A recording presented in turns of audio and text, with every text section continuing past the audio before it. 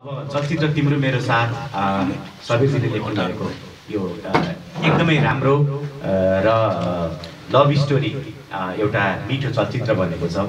चलचित्र हामीले निर्धारित समय 35 दिन राखे पनि हामीले 33 दिनमा नै हिजो सकायौँ। जहाँसम्म साम्राज्ञी रुचिको कुरा छ, साम्राज्ञीलाई मिडिया फेस गर्न गाह्रो पनि होइन।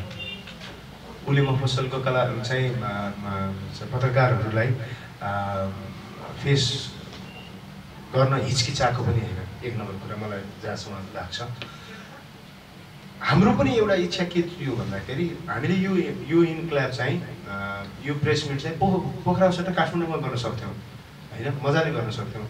तर हामीले यहाँ गर्नुको कारण के भन्दाखेरि मलाई व्यक्तिगत तौरले के फिल भयो भने काठमाडौँमा चाहिँ रुख हल्लिँदा पात हल्लिँदा पनि न्युज हुन्छ, काठमाडौँभन्दा बाहिर चाहिँ रुखै हल्ले पनि न्युज हुँदैन क्या। मलाई लाग्छ हाम्रो कथा कहिले पनि पुरानो र नयाँ हुँदैन, एउटा समयअनुसारको कथा चाहिँ हुन्छ।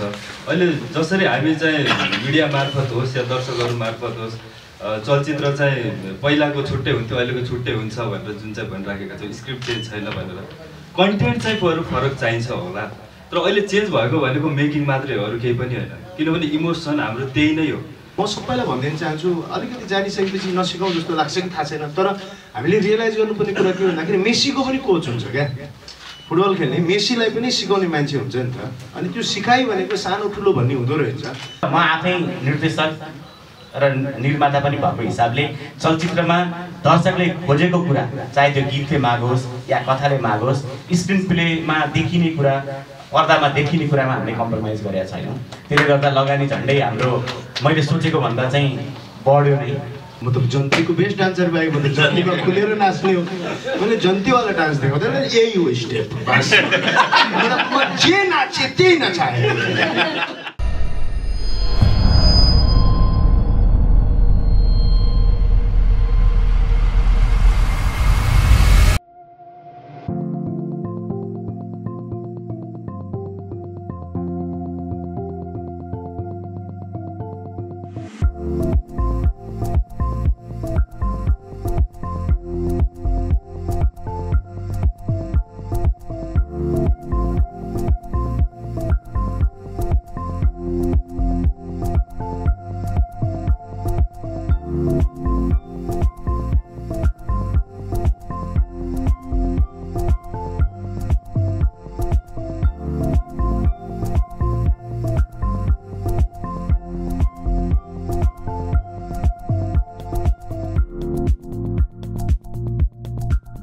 चलचित्र तिम्रो मेरो साथ सबैजनाले लेख्नु भएको यो एकदमै राम्रो र लभ स्टोरी एउटा मिठो चलचित्र बनेको छ।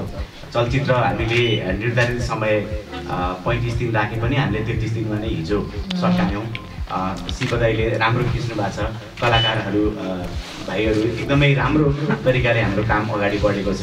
यो आजको यो कार्यक्रम चाहिँ विशेष गरी हामीले पोखरा आठवटा मौसममा चलचित्र पत्रकार पोखराको यो सङ्घलाई म आभार व्यक्त गर्छु। कमसेकम आएको टाइममा हामी पत्रकार साथीहरूसँग भेटघाट गरेर चाहिँ फर्क्यौँ भनेर एकदमै यो इन्फर्मल हामीले भेटघाट कार्यक्रम मात्रै राखेका हौँ। यो अब चलचित्रलाई 4वटा गीत समावेश भएको चलचित्र हो यो। साम्राज्ञीजी, पुष्प, सन्दीप छेत्री भाइले राम्रो अभिनय गर्नुभएको छ। एकदमै राम्रो तरिकाले सौहार्दपूर्ण वातावरणमा चलचित्र चाहिँ हामीले छाइन सकाएका छौँ। पोखरामा हामीलाई राम्रो सहयोग भयो, यहाँहरू यहाँ आइदिनु भयो, त्यसको लागि पनि म फेरि पनि तपाईँहरू सबैलाई धन्यवाद दिन चाहन्छु। अब चलचित्र कस्तो बनेको छ भन्दा पनि चलचित्र अहिलेको टाइममा हामीले चलचित्र उद्योगलाई माया गरेर हामी सबै एकजुट भएर चलचित्र उद्योगलाई अगाडि बढाउनुपर्छ। चलचित्र नेपाली चलचित्रलाई माया गर्नुपर्छ। त्यो गाह्रो सिचुएसनमा पनि चलचित्रको छायाङ्कन सकाउनु भएको छ। यसमा उहाँहरू टिमलाई चाहिँ थ्याङ्क यू सो मच भन्न चाहन्छु। हाम्रो चलचित्रको क्लाइमेक्स अब एन्डिङ नेपालको राम्रो रमणीय ठाउँ, सुन्दर ठाउँमा आएर चाहिँ यहाँहरूमाझ एउटा वातावरण सृजना गर्नुभयो, केही कुराहरू हाम्रो इन्क्लाबको बारेमा बोल्ने वातावरण बनाउनु भयो, त्यसको लागि चाहिँ थ्याङ्क यू सो मच भन्न चाहन्छु।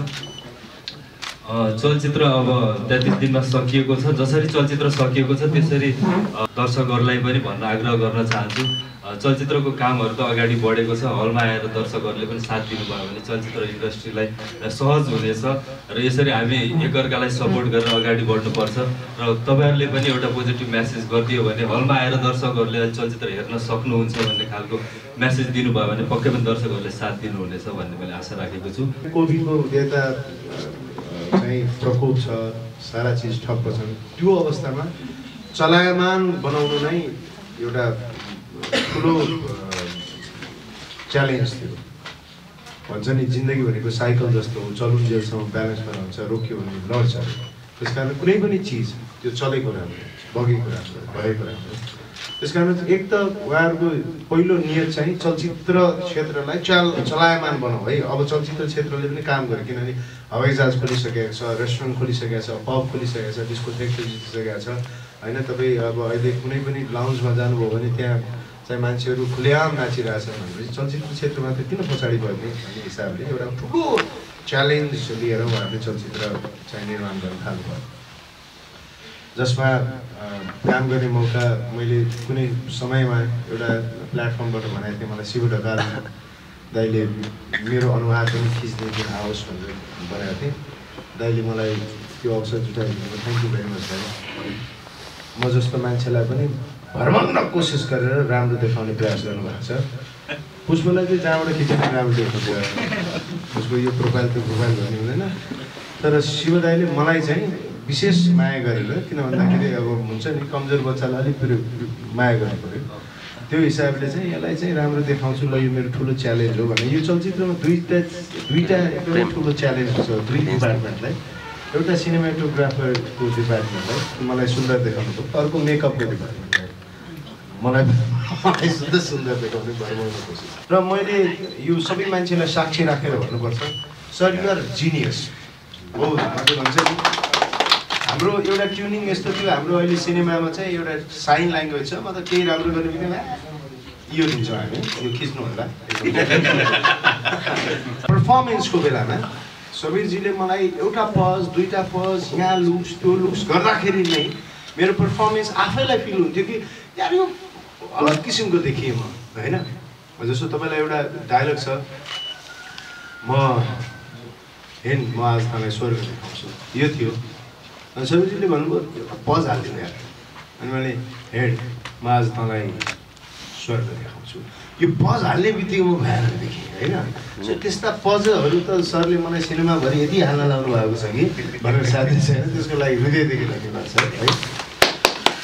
त्यसले रमेश दाईको बारेमा के भन्नु, रमेश दाई अब इज अ फ्यान्टास्टिक राइटर होइन। उहाँले यो चलचित्रमा मलाई लाग्छ डिरेक्टर त चर्चित हुन्छ, उहाँको लिरिक्स पनि एकदम चर्चित हुनेवाला छ। अबदेखि दाइलाई चाहिँ गीत लेखनको लागि भाइ नभए हुन लाग्छ होइन। पुष्पले बडा प्रेम दाइ नै मानेर मलाई गर्यो, मलाई पनि भाइ नै पाएको जस्तो भयो होइन। एकदमै thank you very much Pushpa for accepting me as an actor. म सबैलाई भनिदिन चाहन्छु, अलिकति जानिसकेपछि नसिकाउँ जस्तो लाग्छ कि थाहा छैन, तर हामीले रियलाइज गर्नुपर्ने कुरा के भन्दाखेरि मेसीको पनि कोच हुन्छ क्या। फुटबल खेल्ने मेसीलाई पनि सिकाउने मान्छे हुन्छ नि त। अनि त्यो सिकाइ भनेको सानो ठुलो भन्ने हुँदो रहेछ। जसले जे देखाएको छ त्यसले त्यो सिकाइदिँदाखेरि सबैले यो काम गरेको यो प्रोजेक्टको लागि, यो फिल्मको लागि हो। त्यस कारण thank you Ram sir for you wonderful help है। मैले मेकअप र क्यामेराम्यानको डिपार्टमेन्ट मलाई सुन्दर देखाउनको निमित्त एकदम गाह्रो थियो भनेर भनिहालेँ। अर्को ठुलो च्यालेन्ज भनेको चाहिँ मलाई नचाहिदिनु। म त श्रीमती विशारामा मात्रै नाचेको मान्छे हो फेरि। म नाच्नु तर श्रीमती विशारामा मात्र होइन। कि सेटमा श्रीमती ल्याइदिनु पर्थ्यो, त्यो ल्याउनु भएन तपाईँहरूले। अनि मैले राम्रोसँग भन्थेँ भाइ यसको कोरियोग्राफी मैले कुनै बेला यो मिडियामा भन्ने मौका पाउँला भनेर सोचिरहेको थिएँ। पोखराबाटै सुरुवात भयो, यो कन्टिन्युअस हुन्छ हाम्रो प्रमोसनको दौरानमा पनि। मतलब राम्रो एउटा स्टाइल गजब लाग्यो मलाई कि उसले कम्पोज गरेर डान्समा पुष्पलाई सिकायो, किनभने नाच्छ यो त यसलाई त आउँछ 1 2 3 4 5 ब्याग मेरो 1 समात्यो 2 छुट्छ 2 समात्यो 3 छुट्छ, छुट्दा हैरान हुन्छु म। उहाँको स्टाइल के थियो भने गाना बजा तपाईँ नाच्नुहोस्, म म नाच्छु तपाईँ आफ्नो स्टाइलले नाच्नुहोस् म त जन्तीको बेस्ट डान्सर बाहेक म त जन्तीमा खुलेर नाच्ने हो मैले जन्तीवाला डान्स देखाउँदैन यही हो स्टेप बस म जे नाचे त्यही नचाएँ समग्र रूपमा भन्दाखेरि चलचित्रको रिजल्ट हामी सबैलाई के हुन्छ भने हामी रिजल्टमा एकदम ओरिएन्टेड हुन्छौँ तर म चाहिँ रिजल्ट भन्दा पनि प्रोसेसमा विश्वास गर्ने मान्छे हो जुन चिज बडा सौहार्दपूर्ण वातावरणले बनेको छ जो प्रेमले बनेको छ आत्मीयताले बनेको छ आफ्नो सम्झेर बनेको छ जस्तो भनौँ न म हिजो मात्रै चाहिँ काठमाडौँ थिएँ यही सुटिङ सकाएर म गएको थिएँ फेरि फर्स्ट फ्लाइट पक्रेर यहाँ आएँ किन भन्दाखेरि यो सिनेमासँगको लगाव भएको मैले एउटा कुरा के भन्न चाहेँ भने जाँदा जाँदै रिजल्ट कुन बेलामा राम्रो आउँछ भने जब प्रोसेस राम्रो हुन्छ हामीले सबै तरिका अप्नाएका छौँ होइन अब हामी कहीँ पनि चुक्ने कहीँ पनि काम गरेको छैनौँ कोरियोग्राफरमा उहाँ स्वयं हुनुहुन्छ हालाकि म कस्तो नाचेको छु चलचित्र आएपछि थाहा हुन्छ भरमाउन कोसिस गर्नुभएको छ कलाकारमा साम्राज्ञी राजुलक्ष्मी शाहदेखि लिएर पुष्प त्यसपछि अब मेकिङमा भन्नु सबैजी आफै इन्भल्भ हुनुहुन्छ रमेश दाइ हुनुहुन्छ शिव ढकाल हुनुहुन्छ रामशरण यी सबै टिमको कारणले गर्दा चाहिँ हामी विश्वस्त छौँ हामीले प्रोसेसमा कुनै पनि कमजोरी गरेका छैनौँ हामी दाइले चाहिँ एज अ निर्माता चलचित्रमा यहाँ चाहिँ कम पैसा बचाउन यहाँ चाहिँ नगरौँ भनेको छैन जहाँ लगाउनु पर्ने पैसा छ त्यो लगाउनु पर्ने ठाउँमा कहीँ पनि कमजोरी गरेको छैन जुन स्क्रिप्ट अनुसारकै चलचित्र बन्यो यहाँ त चलचित्र बन्नुभन्दा अगाडि एउटा कहानी हुन्छ बन्दा बन्दै अर्को कहानी हुन्छ देख्दाखेरि अर्कै भइसकेको हुन्छ तर हामीले जे लेखेका छौँ त्यही नै बनायौँ त्यसकारण हाम्रो प्रोसेस राम्रो छ भन्ने कुरामा हामी विश्वस्त छौँ चलचित्रले पनि राम्रो गर्छ भन्ने कुरामा विश्वस्त छौँ अब तपाईँहरूको पनि जिम्मेवारी हो एउटा यस्तो विषम परिस्थितिमा एउटा चलचित्र बन्ने क्रममा छ त्यसलाई अब अहिले नै यो प्रोसेस मध्येमा अब यो सबै प्रोसेसमा तपाईँहरू पनि इन्भल्भ हुनुहुन्छ त्यस कारण यो प्रोसेसलाई तपाईँहरूले पनि साथ दिनु होला अरू थ्याङ्क यू भेरी मच अरूको बारेमा पनि म भन्न चाहन्छु किन भन्दाखेरि मलाई पोखरामा मेरो फर्स्ट स्टेज सो गर्ने मान्छे उहाँ हो उहाँले मेरो पोखरामा डेब्यू गराउनु भएको मलाई उहाँले र आजसम्म पनि हुनुहुन्छ Rajaji thank you very much यसमा चाहिँ मैले लेखेको स्क्रिप्टमा रमेश सरले गर्नुभएको छ अब सुटिङको दौरानमा कतिवटा सिनहरू हेरेँ कतिवटा आर्टिस्टहरूको पर्फर्मेन्स सिनेमाटोग्राफरको काम मैले जुन हिसाबले कल्पना गरेर स्क्रिप्ट बनाएको थिएँ त्योभन्दा बेटर चलचित्र बनेको छ भन्ने मलाई लागेको छ सम्पूर्ण टिमलाई पनि धन्यवाद दिन चाहन्छु यहाँहरू सबैलाई पनि धन्यवाद दिन चाहन्छु चलचित्रलाई पनि शुभकामना दिन चाहन्छु थ्याङ्क यू हामी टेक्निसियनहरूले काम नपाएको बेला यो कोभिडले गर्दा सबै सुक्खा बसेको बेला पनि रमेश सर जस्तो एउटा निर्माताले आँट गरेर एउटा चलचित्र बनाएर हामी जस्तो 60-70जना मान्छेहरूलाई केही उहाँले चाहिँ हाम्रो लागि रोजगारीको चाहिँ गरिदिनु भयो र अर्को कुरो के भने हामी भक्तपुरमा मेरो घर भए पनि उहाँले होटेलमा ल्याएर राखेर भए पनि हाम्रो सुरक्षाको ध्यान राखेर यस्तो बेलामा घर कोभिड भएर आयो भने त्यो रिलिफलाई साथीहरूलाई सबैलाई अनि त्योसम्म विचार गरेर हामीलाई होटलमा ल्याएर उहाँले एक्स्ट्रा खर्च गरेर पनि यो चलचित्र बनाइदिनु भयो त्यसको लागि पनि उहाँले सबै पुष्पजीले हाम्रो सन्दीपजीले डाक्टर साहबले कविरजीले सबैले भनिसक्नुभयो अब योभन्दा पनि के भनौँ यति भन्नु म खाना खान जाँदा त पुष्पलाई नचाह्यो भने म एक दिन धुर्मु सुन्तलीको फाउन्डेसनलाई क्रिकेट खेल्न गएँ त्यहाँ त म 1.5 दिन गायब छु मैले यो सूची अहिले गान सकिसक्यो हिरोहरूको जहिले पनि कम खेल्छ तर बहुत यति भनेरै बिताए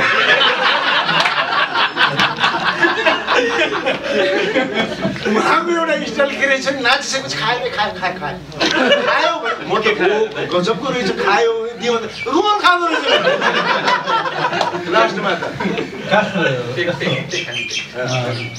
सधैँ दाइको म ग्रेट फ्यान हो तपाईँ मैले सोचेको थिएँ तपाईँलाई म यो स्टेज जुन उसमा मैले फ्रेममा नचाउँछु भने मैले सोचेको पनि थिइनँ म त्यो जुन नचाउन पाउँदाखेरि म एकदमै गर्वन्वित भएको छु किनभने तपाईँको जुन हिसाबले पहिलाको मुभी र जुन क्यारेक्टरको हिसाबले मैले एज अ हिरोइजम मैले नचाउँछु भने मैले कल्पना गरिरहेको त्यो हिसाबले चाहिँ मैले जुन हिसाबले फ्रेममा मैले सन्दिदायदेखि लिएर पुष्प साम्राज्ञी सम्पूर्णलाई जुन हिसाबले मैले फ्रेममा राखेको त्यो सम्पूर्ण दर्शकवृन्दले एकदमै मन पराउनुहुन्छ पक्का पक्का त्यसपछि मैले यो मुभीमा चाहिँ खास के हुन्छ भने मुभी सक्सेस हुनको लागि चाहिँ 3टा कुरा हुनुपर्छ जस्तो लाग्छ मन धन र फन यो मनले बनाएको चलचित्र हो। फन एकदमै रमाइलो गरेर बनेको र धन एकदमै गएको छ र यो धन गएको कारणले धन आउँछ भन्ने यो म स्योर छु।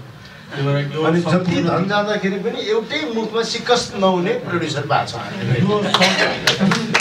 जुन हिसाबले मैले सोचेको भिजनलाई मलाई ल गर्नुपर्छ भनेर जुन रमेश दाइले मलाई जुन एउटा आँट दिनुभयो, जुन हरेक पलमा मलाई साथ दिनुभयो, त्यसको लागि एकदमै म कृतज्ञ छु। त्यसपछि सम्पूर्ण मेरा टिम, अर्को मेरो गुरु सर्वश्रेष्ठ दाइलाई चाहिँ म एकदमै हृदयदेखि नै धन्यवाद दिन चाहन्छु, किनभने यो मुभीमा मलाई जुन उहाँले ब्याक सपोर्ट गर्नुभएको छ त्यो एकदमै म त्यो मुखले बयान गर्न सक्दिनँ, एकदमै धन्यवाद छ। त्यसपछि सम्पूर्ण शिवदाईसँग मैले कन्टिन्यू काम गरिरहेको जुन एउटा हाम्रो 4-5वटा मुभी, यो मुभीमा विशेष गरी हाम्रो दुईजनाको टिमले जुन हिसाबले मिलेको छ त्यो सम्पूर्ण चिजले चाहिँ हामीलाई एउटा राम्रो एउटा प्रोजेक्ट बन्नुको लागि भएको छ। अर्को गोपाल दाईले म छुट्याउन सक्दिनँ। गोपाल दाईले जहिले पनि पठाइबाट 4.5 भन्नुहुन्छ, तर उहाँको गोपालजी भनेको एकछिन उठ्दिनुहोस्,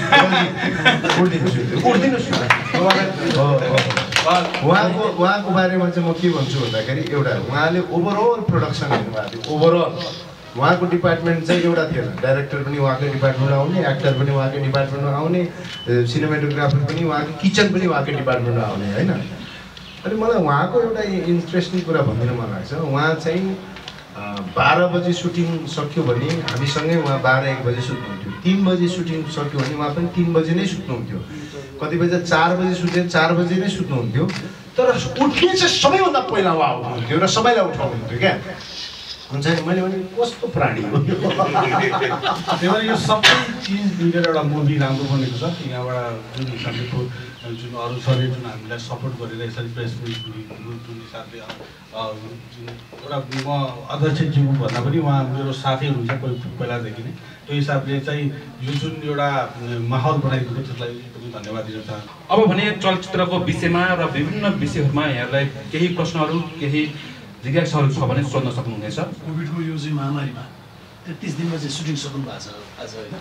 सुटिङ सकेको प्रेसमिट हो नि यो होइन। बडा चाहिँ एउटा के भन्ने होला त दुःखद पक्ष पनि भनौँ होइन। समय त्यस्तो ल्याइदियो र अब तपाईँले गरेको काम चाहिँ सुखद पक्ष के हो त यसको चाहिँ लगानीको कुरा छ होइन।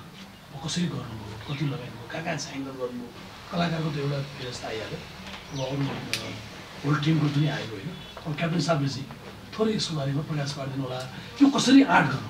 चलचित्र क्षेत्र भन्दा पनि विश्व नै महामारी कोरोनामा ठप्प भइरहेको बेलामा चाहिँ म अमेरिकामै अनि सबैजीसँग कुरा भइरहन्थ्यो। एउटा राम्रो कथा छ भने, किनभने मैले योभन्दा अगाडि मेरो लामो समय मिडियामा नै बित्यो। म पनि एउटा एफएमको एङ्करिङबाटै मैले मिडिया क्यारियर सुरु गरेँ हो। चलचित्र क्षेत्र झन्डै रोकिएको अवस्थामा मलाई के लाग्यो भने कमसेकम कोही एकजनाले त हिम्मत गर्नै पर्छ।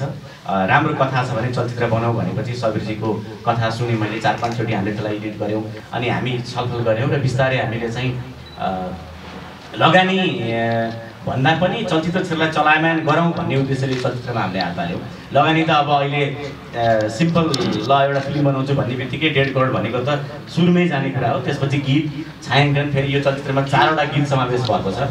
सुरुमा हामीले जम्मा 2टा गीत गरेका थियौँ अनि रामजीसँग बिचमा एकचोटि अलिकति मनमुटाव पनि भयो, तर उहाँले दिएको जुन छायाङ्कन गर्नुभयो त्यो राम्रो गर्नुभयो।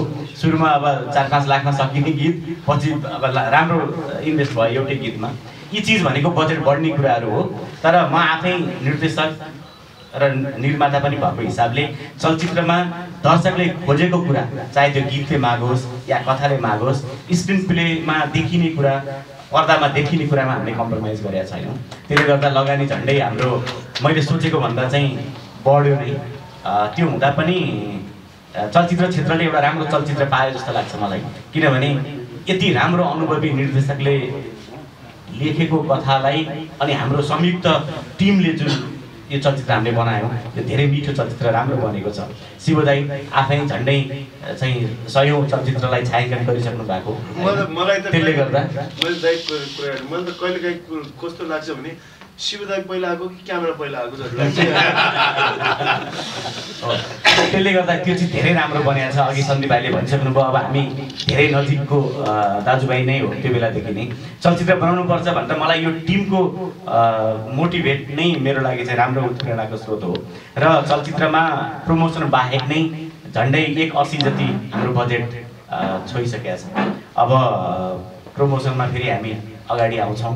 तपाईँहरूलाई फेरि एकचोटि म धन्यवाद भन्न चाहन्छु। हाम्रो चलचित्र चाहिँ काठमाडौँ र पोखरामा छायाङ्कन गरियो।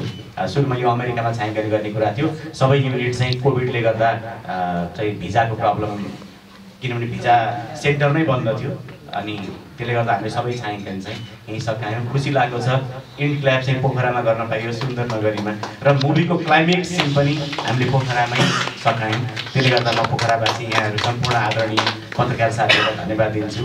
जसरी जोस छ अहिले हजुरहरूको जोस हामीले सुन्दा अहिलेसम्म बनेका चलचित्रमा सबैभन्दा राम्रो चलचित्र चाहिँ तिम्रो मेरो साथ बनेको रहेछ कि हामीले गफ सुन्दाखेरि चाहिँ त्यो पायौँ। तर प्रदर्शन भइसके पछाडि अधिकांश चलचित्र त्यस्ता पाइँदैन। त्यसमा कतिको सचेत हुनुहुन्छ अघि? अनि अर्को कोभिडको समय बनाउनु भएको छ, आर्ट गर्नुभएको छ, त्यो राम्रो प्रयास पनि भयो। अब प्रदर्शनको लागि पनि समस्या छ किनकि धेरै चलचित्र होल्डमा बसिरहेको यो समय छ।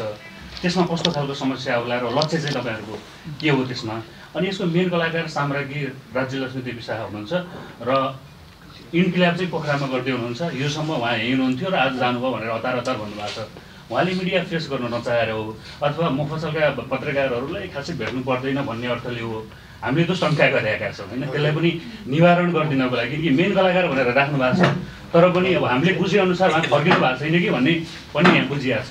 त्यसले गर्दाखेरि किन त्यस्तो गर्नुभयो होला, त्यसलाई भेला गर्नुभयो कि भन्ने चाहिँ लागिरहेको छ। अब सबैभन्दा पहिला त तपाईँले एउटा कुरा के गर्नु भन्दाखेरि भोलि रिजल्ट कस्तो होला, रिजल्ट पश्चात कस्तो होला भन्ने कुरा। पहिला सुरु चलचित्र निर्माण गर्नको निमित्त मैले अघि नै नियतको कुरा गरेको थिएँ। योभन्दा अगाडि रुद्रपिया, राजा रानी, 9 o'clock भन्ने चलचित्र बनाएर त्यसको व्यावसायिक सफलता असफलताको बारेमा धेरै मापन नगर्ने मानसिकता बोकेको रमेश सामके पौडेल हुनुहुन्छ। यदि उहाँलाई साँच्चीकै पैसा मात्र कमाउने नियत भइदिएको भए अमेरिकामा भएको उहाँको स्टोर नै काफी छ पैसा कमाएर हिँड्नको लागि।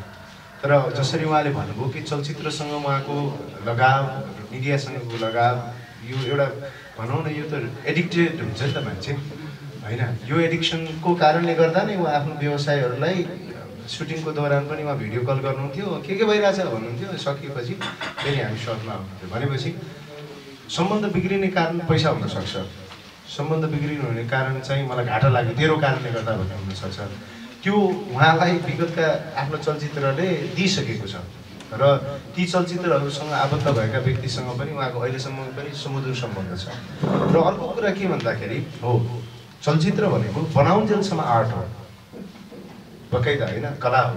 तर हलमा लागिसकेपछि बिजनेस हो। हामीले पनि हाम्रो व्यापार गर्दाखेरि, हामीले लगानी गर्दाखेरि मानसपटलमा के छ भन्दाखेरि चलचित्र हामीले एउटा कलात्मक चलचित्र बनायौँ र त्यसले व्यावसायिक सफलता पनि पाउँछ भन्ने कुरामा हामी विश्वस्त छौँ। तर अब त्यो टेस्ट अफ दर्शक हो होइन। अब दर्शकले त्यो बेलामा कस्तो चाहिँ टेस्ट मन पराइदिन्छ भनेर अहिले नै हामी मापन गर्न सक्दैनौँ। तपाईँले यहाँबाट बाढी आउला भन्ने ठाउँमा पुल हाल्नुभयो तर नदीले नै आफ्नो बाटो अर्कै ठाउँमा चेन्ज गर्यो भनेपछि त त्यस बेलामा त पुल किन यहाँ हाल्यो भन्न पाइँदैन नि त होइन। त्यसकारण हामी त्यो सम्बन्ध चाहिँ यो सम्बन्ध मलाई के लाग्छ भन्दाखेरि चलचित्र पश्चात पनि म अहिले नै भनिसकेँ सबैजीसँग मैले हिजो मात्रै हामी पोखरामा इन्क्ल्याब गर्ने बेलामै मैले भनेको थिएँ सबैजी लेट्स डु अनदर प्रोजेक्ट होइन, अर्को प्रोजेक्ट पनि गरौँ। हामी त्यो पाइपलाइनमा छौँ भनिसकेपछि सम्बन्धको कुराहरू चाहिँ त्यो मिठो रहन्छ र चलचित्र हामीले सोचेर राम्रो बनाउने कोसिस गरेका छौँ। यसमा कोसिस हो किन भन्दाखेरि अब हामी दर्शकको मानसपटललाई, मस्तिष्कलाई, उहाँको चोइसलाई सकेसम्म मध्यनजर राखेर हामीले प्रस्तुत गर्ने कोसिस गरेका छौँ। एक नम्बर कुरा जसको कारणले गर्दा हामीलाई त्यो विश्वस्त हुने केही आधारहरू छन्। जहाँसम्म साम्राज्ञीजीको कुरा छ, साम्राज्ञीलाई मिडिया फेस गर्न गाह्रो पनि होइन। उसले मफसलको कला चाहिँ पत्रकारहरूलाई फेस गर्न हिचकिचाएको पनि होइन। एक नम्बर कुरा मलाई जहाँसम्म लाग्छ हाम्रो पनि एउटा इच्छा के थियो भन्दाखेरि हामीले यो इन्क्लाब चाहिँ यो प्रेस मिट चाहिँ पोखराबाट काठमाडौँमा गर्न सक्थ्यौँ होइन, मजाले गर्न सक्थ्यौँ। तर हामीले यहाँ गर्नुको कारण के भन्दाखेरि मैले व्यक्तिगत तौरले के फिल भयो भने काठमाडौँमा चाहिँ रुख हल्लिँदा पात हल्लिँदा पनि न्युज हुन्छ, काठमाडौँभन्दा बाहिर चाहिँ रुखै हल्ले पनि न्युज हुँदैन क्या। भनेपछि अब चाहिँ हामीले काठमाडौँ बाहिर केही हल्लाउन त भनेको हिसाबले मात्रै हो। र तपाईँले यदि भरिएको मान्छेलाई ध्यान दिनुहोस्, नआएको मान्छे भन्दा होइन। हामी चाहिँ भनौँ न, म रातारात प्लेन चढेर आएको छु, रात पनि नसुतेको मान्छे छ, शिवढकाल दाइ सबै चलचित्रसँगै आबद्ध मान्छे हो। र हाम्रो बोली भनेको साम्राज्ञीको बोली पनि हो होइन। त्यसकारण उसलाई पर्सनल्ली उहाँको आफ्नै केही अवस्था हुनसक्छ। किन भन्दाखेरि हामी कलाकार भनेको हेर्नुहोस्, स्पष्ट कुरा, दिनमा 5 जनाले फोटो खिच्दैन भने किन पुग्या जस्तो लाग्छ होइन। त्यहाँमाथि मिडिया जसले हामीलाई बनाएको भन्ने कुरालाई चाहिँ हामीलाई त्यो बनाउने प्रक्रियामा त्यत्रो टेवा पुर्याउनेलाई हामी इग्नोरै गर्न चाहँदैनौँ। साम्राज्ञीले पनि गर्नु हुँदैन, यो कुरामा तपाईँहरू पनि विश्वस्त हुनुहोस्। उहाँ उपस्थित हुन सक्नु भएन, हामी होल युनिट उहाँको तर्फबाट चाहिँ we are so apologise that she is not here होइन। And she would love to come here, उहाँ आउन एकदमै चाहनुहुन्थ्यो तर अवस्था त्यस्तै भयो जसको कारणले उहाँ उपस्थित हुनु भएन। Thank you very much sir.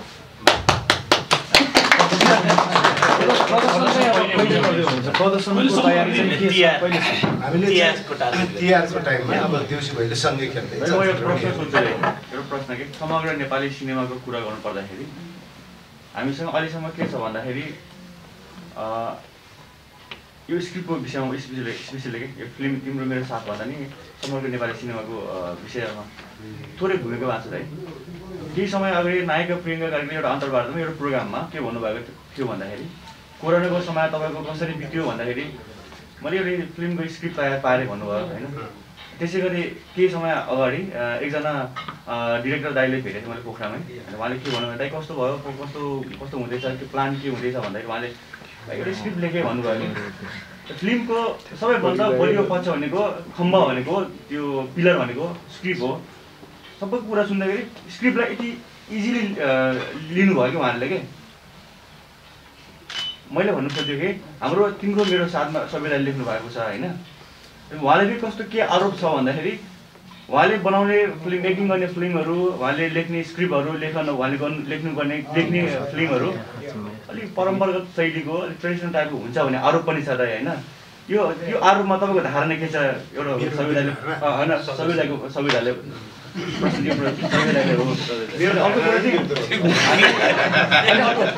अर्को डिरेक्टरलाई चाहिँ अर्को प्रश्न चाहिँ हामी कुनै कलाकारलाई लाखौँ रुपियाँ तिर्न तयार हुन्छ होइन। जस्तै कुनै कहिले पनि न्युज आएको हो फलाना कलाकारलाई 40 लाख तिर्यो भनेर कतिसम्म सबै त्यो त फरक कुरा हो। कलाकारलाई त्यत्रो खर्च गर्ने यो चाहिँ युनिटले स्क्रिप्टलाई जम्मा 5 लाख रुपियाँ खर्च गर्न चाहिँ हात काम छ क्या। यो किन भइरहेछ? यो एउटा मेरो भएको कुराहरू चाहिँ सबै तपाईँ आफै भन्नुहोस् है। हजुरको तर्फबाट म एउटा अब हात काट्ने कुरामा चाहिँ म पहिला के भन्छु भने हाम्रो हात खुट्टा टाउको केही पनि काट्दैन, किनभने सबै सरलाई नै हामीले आफ्नो टिममा ल्याइहाल्यौँ क्या। उहाँ कार्यकारी निर्माता हुनुहुन्छ होइन, इन्भल्भ हुनुहुन्छ, दिस इज हिज प्रोजेक्ट। र अर्को कुरा के भन्दाखेरि संसारमा परम्परागत शैली भन्छ नि, अब यो कस्तो भन्दाखेरि मलाई के भने मोबाइल आयो भन्दैमा ल्यान्डलाइनलाई त बिर्सिनु मिल्दैन, किनभने ल्यान्डलाइनकै चाहिँ बेसमा मोबाइल बनायो नि त होइन। ल्यान्डलाइनलाई चटक्कै छोडेर मोबाइल त उ गर्न मिलेन। तर जस्तो हो एउटा कुरा चाहिँ के लाग्छ भन्दाखेरि उहाँ कमर्सियल व्यवसायिक हो होइन।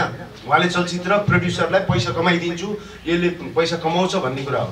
तपाईँले उदाहरण दिइरहँदाखेरि म पनि एउटा उदाहरण दिइदिन्छु होइन।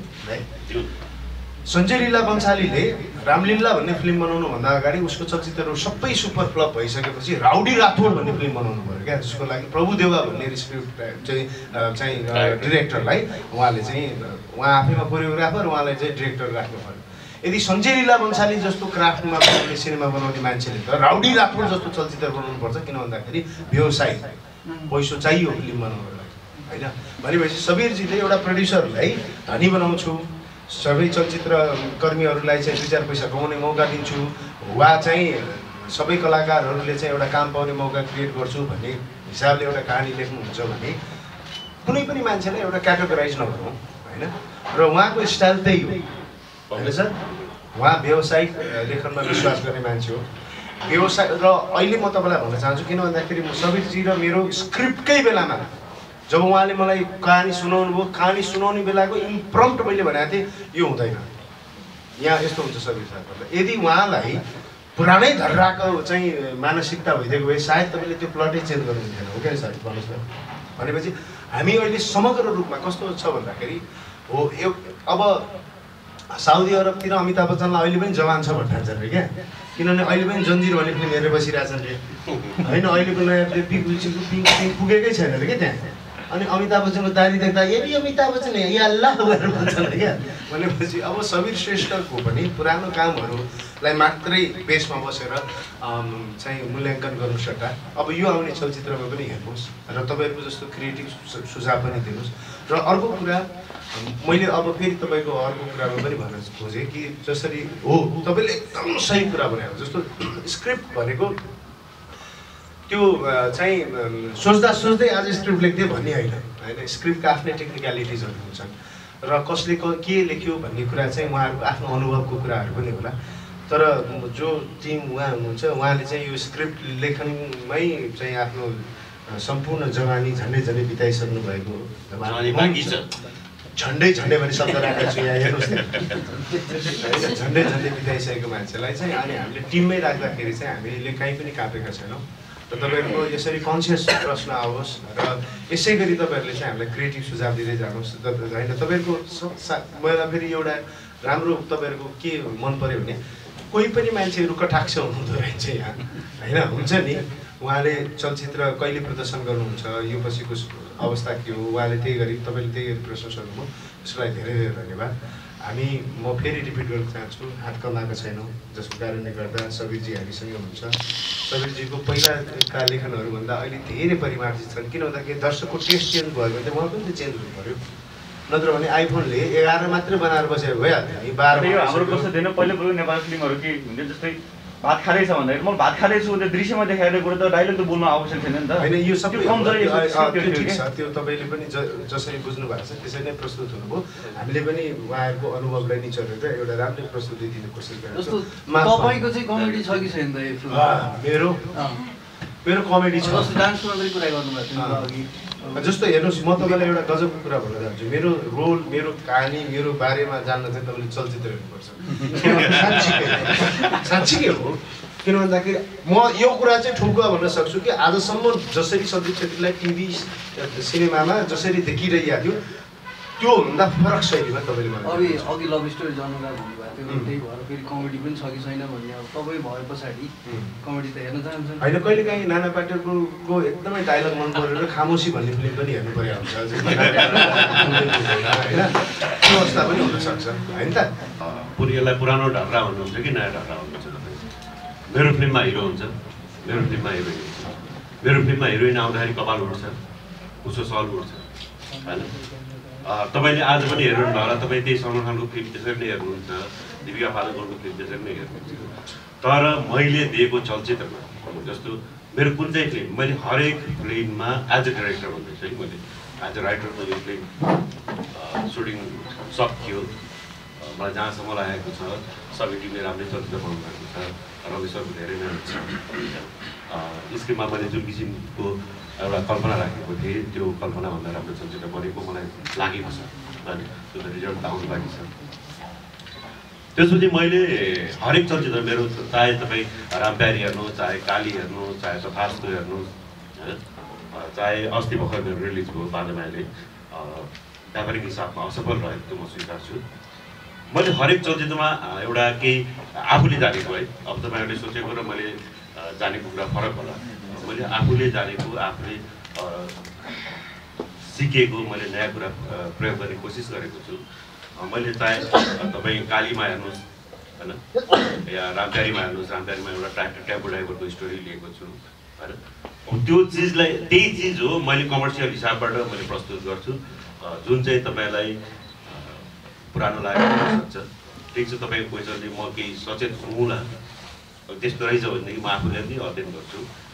आफूलाई परिवर्तन गर्ने कोसिस गर्छु। जस्तै उहाँले स्क्रिप्टमा चाहिँ जस्तै पुरानो मेकर भनेर भन्नुभयो एउटा जस्तै निर्देशकलाई, मलाई लाग्छ हाम्रो कथा कहिले पनि पुरानो र नयाँ हुँदैन, एउटा समयअनुसारको कथा चाहिँ हुन्छ।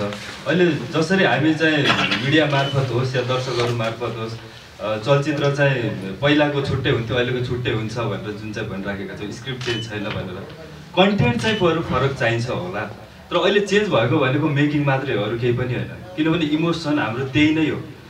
20, 50, 100 वर्ष अगाडि हामी रुँदाखेरि पनि यसरी नै रुन्थ्यो, हाँस्दाखेरि त्यसरी नै हाँस्थ्यो। त्यही नै अहिले खालि मेकिङ मात्रै चेन्ज हो र हामीलाई चाहिएको कन्टेन्ट हो। बरु अलग अलग कन्टेन्टमा पनि काम गर्ने कि भनेर अब मेकरको हातमा भन्दा त्यो त स्क्रिप्टमा त्यो कन्टेन्ट ल्याउने कस्तो भन्ने कुरा हो नि त। कुनै डिरेक्टरले चाहिँ पुरानो धर्राको नयाँ धर्राको मैले कथा भन्दा नि शैलीको कुरा गरेको हो, त्यही भन्ने मैले मेकिङ फरक हो। जस्तै पहिलाकोमा अहिले पहिलाको उसमा चाहिँ हामी फिल्ममा काम गर्थ्यौँ, अहिले डिजिटल शैली नयाँ छ लिएर सबै भाषाको कुरा गर्नु पर्दाखेरि पहिलाको नेपाली फिल्ममा डाइलग एकदम शुद्ध नेपालीमा भन्थ्यो कि सर म तपाईँलाई भन्नु, तपाईँले पछिल्लो समयमा हेरेको नेपाली चलचित्र कुन हो?